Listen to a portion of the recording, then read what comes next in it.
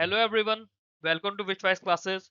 हम लोगों की कोऑपरेटिव से रिलेटेड जो भी करंट अफेयर्स और लेटेस्ट डेवलपमेंट है उसके एमसीक्यूज की सीरीज चल रही है।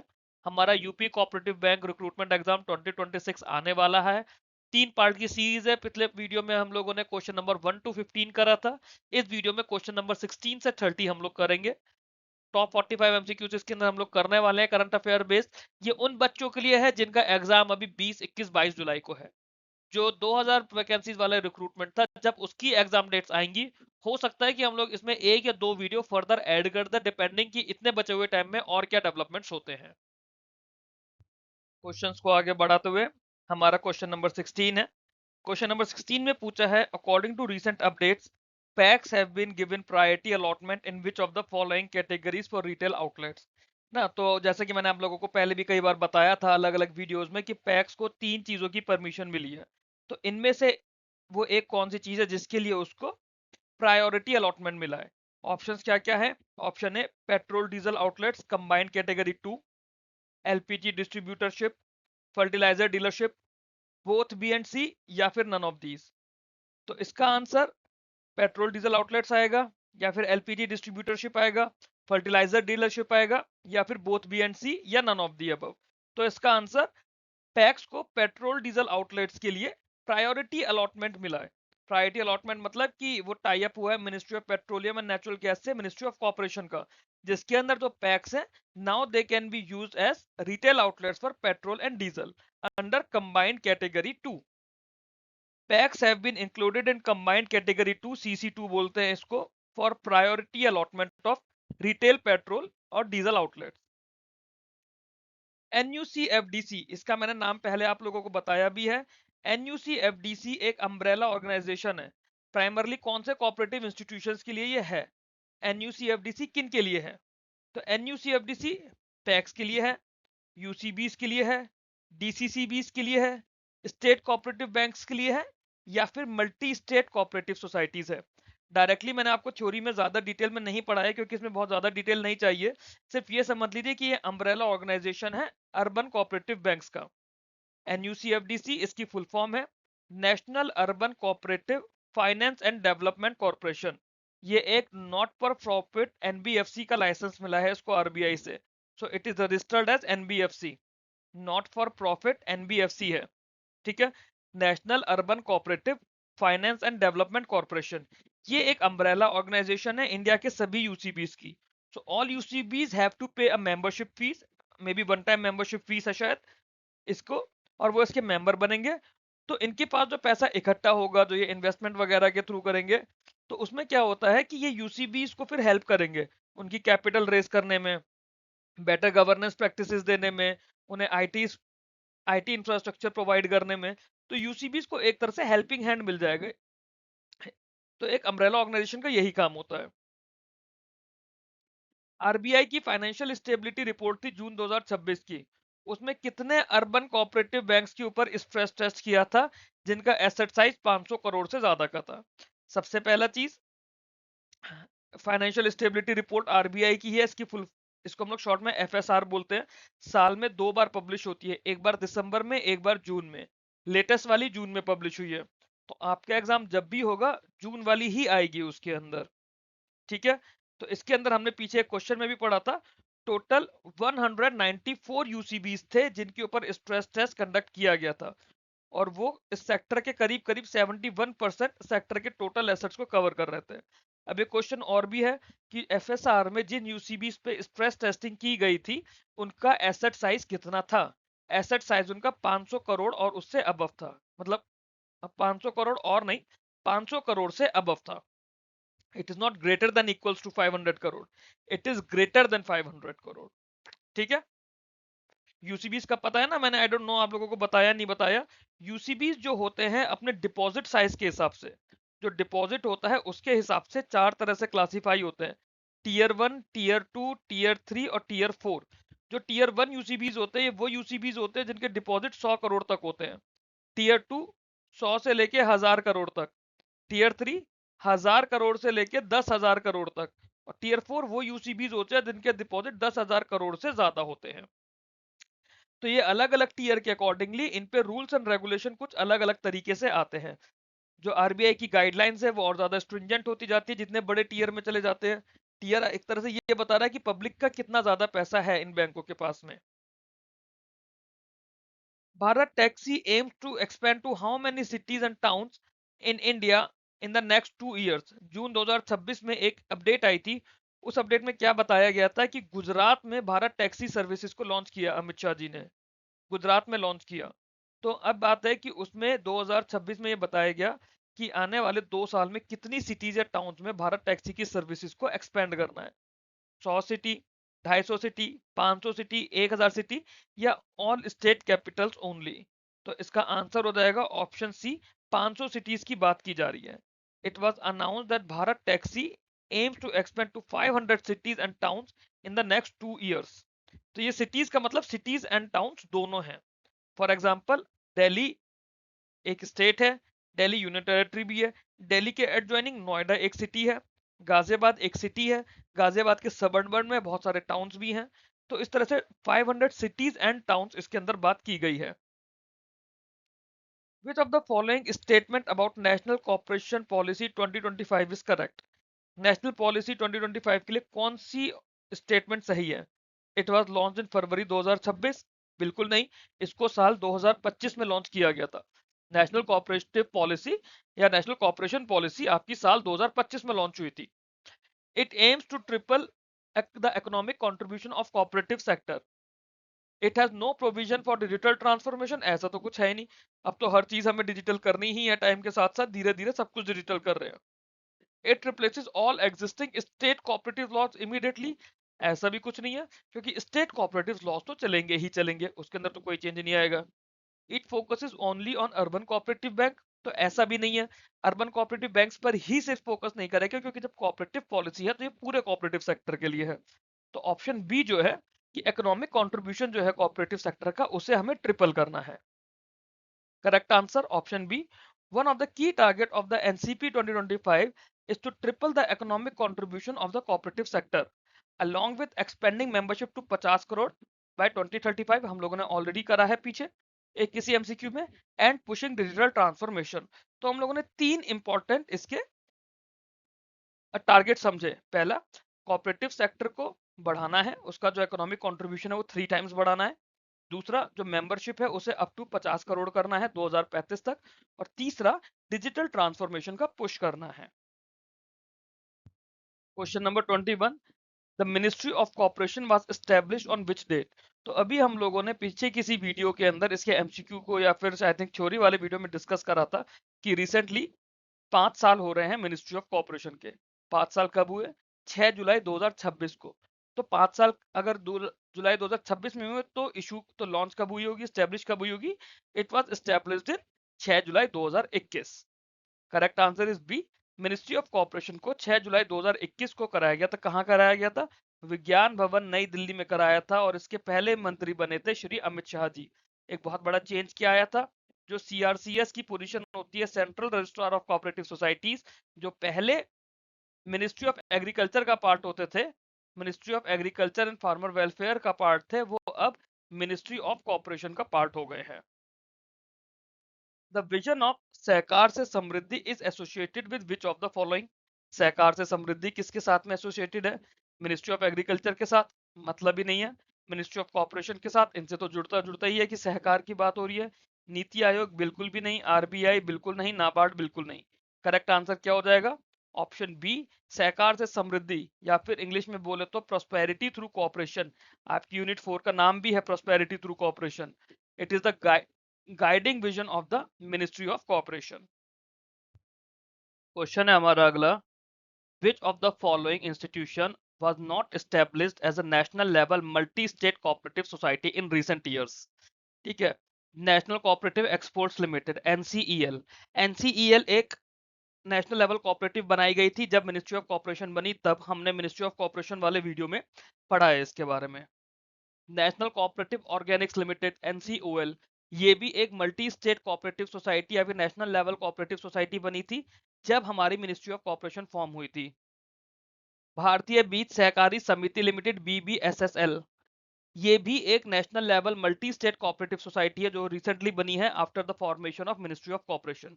तो ये तीनों तो देखो आपकी नेशनल लेवल कोऑपरेटिव सोसाइटीज हैं। तो अब ये तीन कोऑपरेटिव सोसाइटीज में ना आपको फुल फॉर्म और वो भी पूछा जा सकता है, एग्जाम में पूछा जा सकता है। इन तीनों के नाम आपको पता रहने चाहिए। अगला है national urban cooperative finance and development corporation, NUCFDC। ये एक अम्ब्रेला ऑर्गेनाइजेशन है कोऑपरेटिव बैंक्स के लिए। बेसिकली जो अर्बन कोऑपरेटिव बैंक्स है उनके लिए, स्पेसिफिकली अर्बन की बात हो रही है यहाँ पे। या फिर all of the above were established. अब ये क्योंकि एक अम्ब्रेला ऑर्गेनाइजेशन है अर्बन कोऑपरेटिव बैंक्स की, और मैंने आप लोगों को बताया था कि इसको नॉट फॉर प्रॉफिट एनबीएफसी की तरह रजिस्टर किया गया था। It is registered as NBFC, not for profit NBFC. तो जब ये एनबीएफसी हो गई मतलब एक कंपनी हो गई। तो ये जो कॉर्पोरेशन है कोऑपरेशन नहीं है, इट्स कॉर्पोरेशन है ना, कॉर्पोरेट वाला। तो ये एक एनबीएफसी रजिस्टर है, दैट मीन्स ये मल्टी स्टेट कोऑपरेटिव सोसाइटी नहीं है।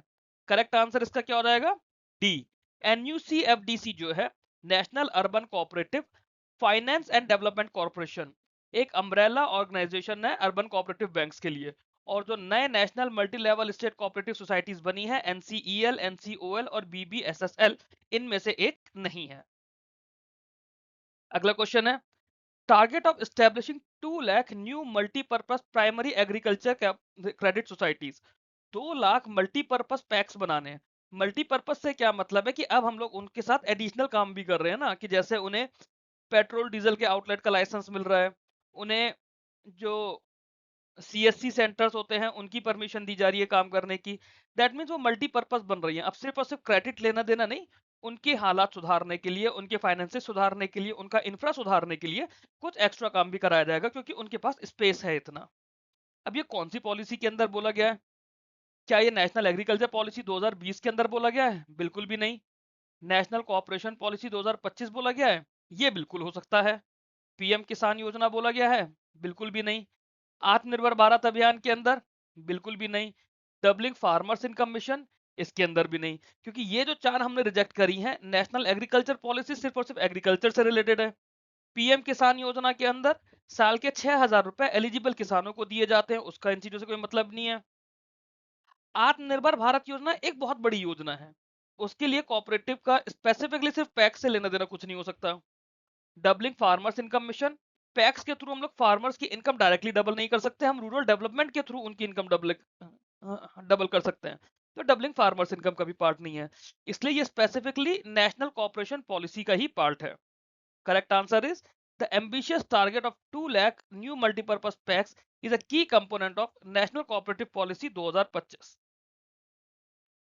त्रिभुवन सहकारी यूनिवर्सिटी, अब ये इंपॉर्टेंट चीज है, Tribhuvan Sahkari university has been established primarily for which purpose.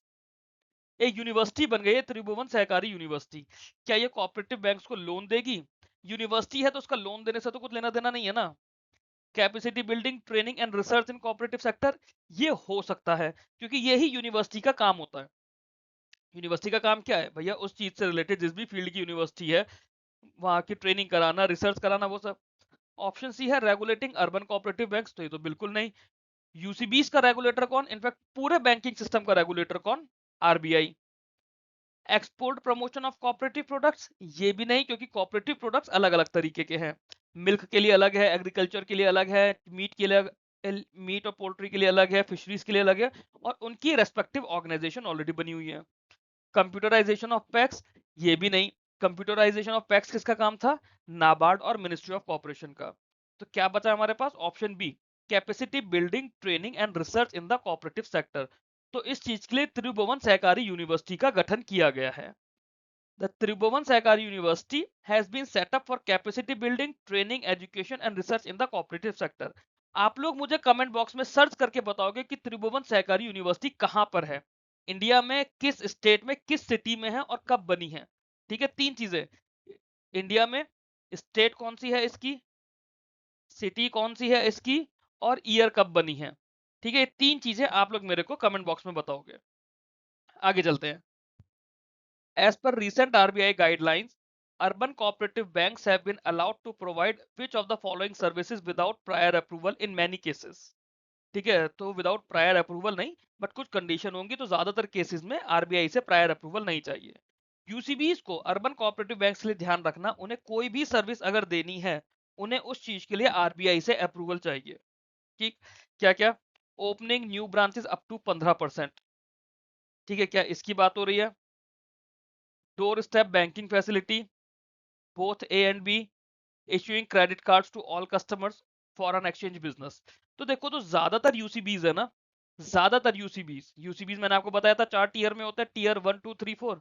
Tier 1 और टीयर 2 तो मान लो फॉरेन एक्सचेंज बिजनेस दे ही नहीं सकते हैं। फॉरेन एक्सचेंज बिजनेस के लिए रेगुलेशन बहुत ज्यादा स्ट्रांग होती है, यूसीबीज के पास में इतना ज्यादा स्ट्रांग इंफ्रास्ट्रक्चर नहीं होता। टीयर 3 यूसीबीज भी बहुत सारे ऐसे हैं जो फॉरेन एक्सचेंज बिजनेस के लिए एलिजिबल ही नहीं होंगे कभी। Issuing credit card to all the customers, UCBs के पास में ना देखो, जो आपका क्रेडिट कार्ड होता है ना, वो एक तरह का लोन होता है, और लोन भी ज्यादातर अनसिक्योर्ड होता है। या तो आप क्रेडिट कार्ड अगेंस्ट एफडी देते हो, या फिर आप डायरेक्टली क्रेडिट कार्ड दे देते हो सिर्फ कस्टमर की प्रोफाइल को देखकर। तो यूसीबीज ऐसे बिजनेस नहीं करते हैं। जो टीयर 4 यूसीबीज होते हैं, टीयर 4 यूसीबीज ऐसा काम कर सकते हैं अगर चाहें तो। उसमें भी आरबीआई की रेगुलेशंस होती हैं बहुत सारी, अदरवाइज नहीं कर सकते, क्योंकि उनके पास ऐसा इंफ्रास्ट्रक्चर ही नहीं है। और टीयर 1 टीयर 2 यूसीबीज तो बिल्कुल ही नहीं कर सकते हैं। Door step banking facilities UCBs दे सकते हैं, क्योंकि ये आरबीआई का सर्कुलर भी है कि 70 साल से ज्यादा सीनियर सिटीजन को आप डोर स्टेप बैंकिंग दे सकते हो। ओपनिंग न्यू ब्रांचेस, ये भी हमने पीछे किसी क्वेश्चन में पढ़ा था कि 15% तक अपने पिछले साल जितनी भी ब्रांचेस थी प्रीवियस फाइनेंशियल ईयर में, उसका 15% यूसीबीज डायरेक्टली खोल सकते हैं। बट इसमें आरबीआई का कुछ क्राइटेरिया होता है, उसको एफएसडब्ल्यूएम बोलते हैं, FSWM, financially sound and well managed banks कहते हैं, FSWM, financially sound and well managed bank. अगर ऐसे बैंक होते हैं तो वो लोग अपनी branches directly without RBI approval up to 15% खोल सकते हैं। तो ऑप्शन ए भी इसके लिए सही है, ऑप्शन बी भी इसके लिए सही है। तो करेक्ट ऑप्शन हो गया बोथ ए एंड बी, यानी कि ऑप्शन सी। अगला सवाल देखते हैं। Correct answer is option C, explanation. RBI has allowed UCBs to open new branches up to 15% but maximum of 10 without prior approval, and also permitted door step banking services. Question 27, आत्मनिर्भरता भारत अभियान है cooperative sector का, इसे ministry of corporation ने launch किया है। आत्मनिर्भरता भारत अभियान, अब ये नाम याद कर लो, आत्मनिर्भर भारत अभियान नहीं है, आत्मनिर्भरता अभियान है। आत्मनिर्भर भारत नहीं है, आत्मनिर्भरता अभियान है कोऑपरेटिव सेक्टर का। लॉन्च किसने करा है? मिनिस्ट्री ऑफ कॉर्पोरेशन ने। पहली चीज आप लोग मुझे ये बताओगे कमेंट बॉक्स में, इसका ईयर क्या है, कब ये अभियान लॉन्च किया गया है। इसमें क्या बोला गया है? Focuses on increasing domestic production of which commodities, कौन सी कमोडिटीज का डोमेस्टिक प्रोडक्शन इसमें किया जा रहा है?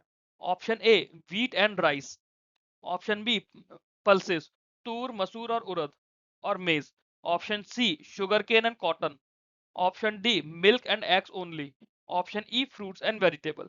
देखो, व्हीट और राइस जो है स्पेसिफिकली ग्रीन रेवोल्यूशन का पार्ट है, उससे कोई मतलब नहीं है यहाँ पे।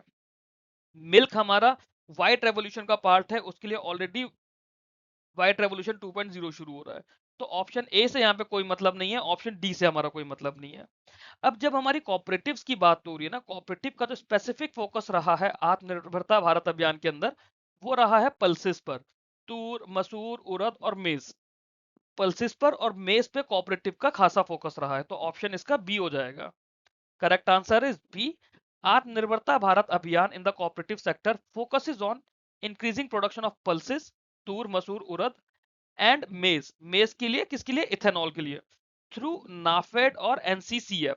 नाफेड और एनसीसीएफ के थ्रू आप लोगों को, एक तो मैंने टास्क दिया था इसका ईयर बताने का, दूसरा नाफेड और एनसीसीएफ की फुल फॉर्म भी आप लोग मेरे को बताओगे। मैंने आपको पढ़ाई भी हुई है, बताई भी हुई है। कमेंट बॉक्स में आप लोग मेरे को नाफेड और एनसीसीएफ की फुल फॉर्म बताओगे।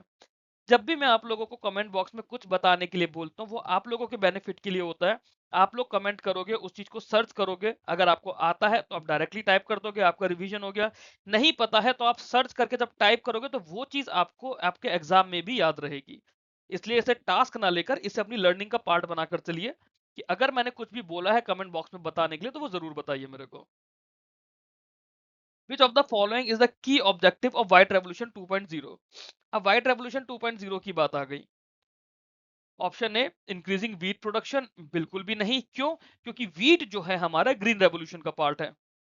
Option be creating a sustainable and circular dairy economy through cooperatives. तो देखो, डेयरी की बात आ गई और कॉपरेटिव्स की बात आ गई तो ये तो व्हाइट रेवोल्यूशन 2.0 का पार्ट हो सकता है, क्योंकि व्हाइट रेवोल्यूशन किया तो डेयरी के लिए ही था। Option C, promoting organic farming only, तो ऑर्गेनिक फार्मिंग से भी कुछ मतलब नहीं है व्हाइट रेवोल्यूशन का।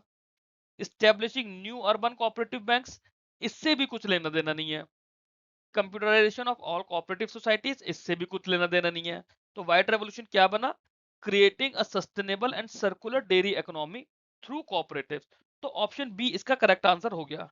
मैं आप लोगों को सारे ऑप्शन इसलिए बताता हूँ क्योंकि जैसे हमने पीछे कुछ क्वेश्चंस में देखा, ऑल ऑफ द अबव भी आ सकता है हमारे पास, ऑप्शन बी और सी करके भी आ सकता है। तो इसलिए अपना काम है कि सारे ऑप्शन को समझना कि कोई है तो क्यों है और कोई नहीं है तो क्यों नहीं है। करेक्ट आंसर हो जाएगा इसका B. White revolution 2.0 aims to create a sustainable and circular, दोनों वर्ड्स पे याद रखिएगा, सस्टेनेबल और सर्कुलर डेयरी इकोनॉमी बनानी है through cooperative institutions. National cooperative database is primarily being developed to, national cooperative database क्यों बनाया जा रहा है? Replacing all existing cooperative laws, नहीं, क्योंकि जब आप कोऑपरेटिव का डेटाबेस बना रहे हो ना तो आपको एक तरह से इंडेक्सिंग हो रही है कोऑपरेटिव की, जैसे लोगों के लिए जनगणना होती है, सेंसस होता है। तो नेशनल कोऑपरेटिव डेटाबेस एक तरह से कोऑपरेटिव सोसाइटीज के लिए सारा रिकॉर्ड होगा। तो कोऑपरेटिव लॉ से तो कुछ लेना देना नहीं है। सर्व as a key planning and monitoring tool for the cooperative sector, ये हो सकता है क्योंकि अगर एक डेटाबेस बना होगा, हमारे पास डिटेल्स होंगी कि किस सेक्टर में, किस स्टेट में, किस फील्ड में कितनी कोऑपरेटिव सोसाइटीज है, कितनी बड़ी बड़ी सोसाइटीज हैं, कितनी छोटी सोसाइटीज है, तो हम उनके डेवलपमेंट के लिए उसी तरह से प्लानिंग कर सकते हैं। तो ये तो हो सकता है। Provide direct loans to individual farmers, इसका नेशनल कोऑपरेटिव डेटाबेस से कुछ लेना देना ही नहीं है।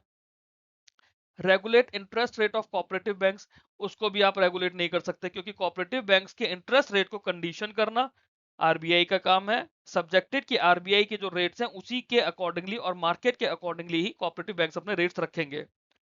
मर्ज all PACS with commercial banks, अगर पैक्स को कॉमर्शियल बैंक्स के साथ मर्ज कर दिया तो वो तो कोई पॉइंट ही नहीं रहा मिनिस्ट्री ऑफ कॉर्पोरेशन बनने का।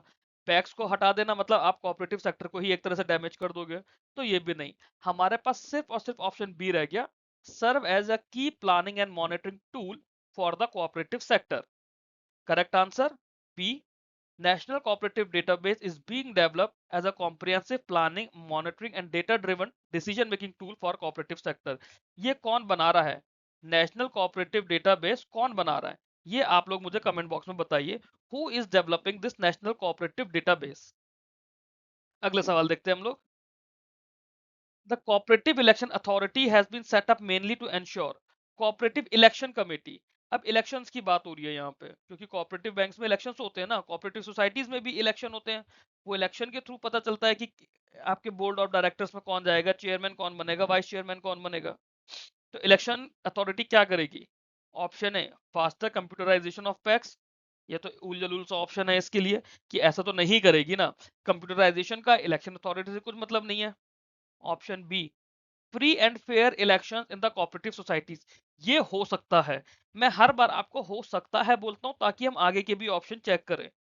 है नहीं है या नहीं है वो तो हम बाकी ऑप्शन देखकर बताएंगे, बट ये हो सकता है। Increase in foreign investment in cooperative, अब कोऑपरेटिव का जो इन्वेस्टमेंट होता है वो ऐसा नहीं होता कि कोई भी आया कि मैंने 2 करोड़ रुपए लगा दिए, मैंने 10 करोड़ रुपए लगा दिए। कोऑपरेटिव आपके वहीं के मेंबर्स इन्वेस्ट करते हैं शेयर कैपिटल में, और हर स्टेट के लिए अलग अलग लिमिट होती है, कहीं पे 20,000 है, कहीं पे 5 लाख है। जैसे दिल्ली के अंदर 20,000 लिमिट है, हरियाणा के अंदर 5 लाख रुपए लिमिट है, यूपी में भी शायद 5 लाख रुपए की लिमिट है। Reduction in interest rate, election authority का इंटरेस्ट रेट से क्या ही लेना देना, है ना। आप इंटरेस्ट रेट कम करने के लिए थोड़ी ना बोल सकते हैं, ये काम तो कोऑपरेटिव बैंक के जो बोर्ड ऑफ डायरेक्टर्स हैं जो इलेक्ट होकर जाएंगे उनका काम है। Merger of weak cooperative bank, merger के लिए आरबीआई ने एक फोरम बनाया हुआ है, उस फोरम को कहते हैं टेफकब, TAFCUB। तो टेफकब में क्या होता है ना, ये अर्बन कोऑपरेटिव बैंक जो होते हैं उसके मर्जर के लिए एक प्लेटफॉर्म बना हुआ है। यहाँ पे आरबीआई, स्टेट गवर्नमेंट, आरसीएस या सीआरसीएस और जो भी इनकी फेडरेशन के लोग होते हैं, बैंक के लोग होते हैं, वो लोग बैठ के डिस्कस करते हैं। ये अर्बन कोऑपरेटिव बैंक्स के लिए। ऐसे ही जो हमारे एसटीसीबी या फिर शॉर्ट में बोले तो रूरल कोऑपरेटिव बैंक्स के लिए, इनका मर्जर वगैरह का प्रोसेस पहले नाबार्ड देखता है, नाबार्ड के बाद फाइनल अप्रूवल के लिए आरबीआई के डिपार्टमेंट ऑफ रेगुलेशन में जाता है, डिपार्टमेंट ऑफ रेगुलेशन। और देखेगा कौन? नाबार्ड। क्यों? क्योंकि इनकी सुपरवाइजरी एंटिटी नाबार्ड होती है। तो ये भी नहीं होगा। दैट मीन्स इलेक्शन अथॉरिटी का क्या काम बता रह गया? Free and fair elections in cooperative societies. Correct answer is B. The Cooperative Election Authority has been constituted to conduct free and fair election in the cooperative societies and strengthen governance. इसके साथ हमारे 3 part की video series का part 2 हमारा complete होता है. ये मेरा टेलीग्राम का ग्रुप है UPCBL 2026. इसे आप लोग ज्वाइन कर लीजिए अगर अभी तक नहीं करा. बाकी सभी एग्जाम्स के लिए बैंक प्रेप विद विशवाइज ये ग्रुप ज्वाइन कर लीजिए, और साथ में मेरा विशवाइज क्लासेस का जो मेन चैनल है इसको आप लोग सब्सक्राइब कर लीजिए टेलीग्राम पर, सो दैट जो भी बाकी रिक्रूटमेंट रिलेटेड अपडेट्स हैं, सिलेबस की कोई बात है, कोई भी इशू है, आप लोग मेरे साथ डिस्कस कर सकते हैं. That's all in this video. आप लोगों को अगर वीडियो अच्छा लगा हो तो वीडियो को लाइक करके चैनल को प्लीज सब्सक्राइब कीजिएगा, बेल आइकन प्रेस करिएगा ताकि बाकी वीडियोस के भी आप लोगों को नोटिफिकेशन मिलते रहें. Thanks for watching this video. Keep learning, keep growing.